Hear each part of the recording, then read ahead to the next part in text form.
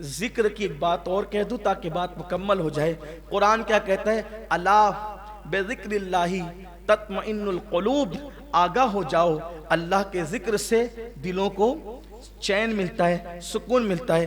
حضرت عبداللہ ابن عباس سے پوچھا گیا یہ ذکر اللہ کیا ہے، یہ ذکر اللہ کیا ہے جس سے دل کو چین ملتا ہے؟ تو کہا یہ محمد الرسول اللہ کے ناموں میں سے ایک نام ہے ذکر اللہ، یعنی جو حضور کا دامن پکڑ لے اللہ اس کو بھی سکون کی دولت عطا فرمائے.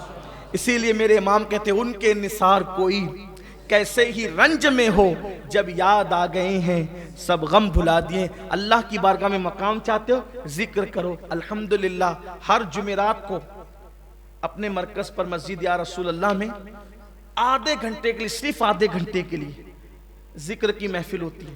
اور اس کا طریقہ یہ ہے کہ جیسے عشاء کی نماز ختم ہوتی ہے دعائے ثانی نہیں ہوتی، اور وقت کی پابندی کے ساتھ صرف آدھا گھنٹہ ذکر کرایا جاتا ہے. چونکہ بہت دنوں سے یہ شروع ہے اور میں مصروفیت کی وجہ سے دورے پہ رہا تو میں شریک نہیں ہوا، لیکن اس جمعرات کو میں خود شریک تھا اور میری خود شرکت رہی الحمدللہ. اس میں بڑا سکون ملتا ہے.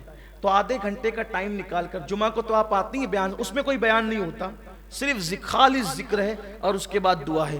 اگر آپ بیمار ہیں، آپ کے گھر میں کوئی بیمار ہے، پریشانی ہے، مصیبت ہے، سیر جادو بلا ہے، تو آپ اس کو کاٹنے اور ختم کرنے کی نیت سے ذکر کی محفل میں ہر ہفتہ آئیں. ہو سکے تو پانی کی بوتلیں لے کر کے آئیں، اس پہ ذکر کرنے والوں سے دم کروائیں. اللہ کے ذکر سے بڑا کسی کا ذکر. اللہ نے خود فرمایا کہ اللہ کا ذکر سب سے بڑا ہے، اللہ کا ذکر سب سے بڑا ہے. تو اور ایک بات ہے، ہر عبادت کے لیے وقت ہے، ہر عبادت کے لیے وقت ہے، ذکر کے لیے کوئی وقت نہیں. ہر عبادت کی لیمٹ ہے. روزے اتنے ہی ہوں گے، نمازیں اتنی، 5 ہی نماز ہوگی، 6ٹھی نماز آپ ایجاد نہیں کرتے فرض کے حوالے سے.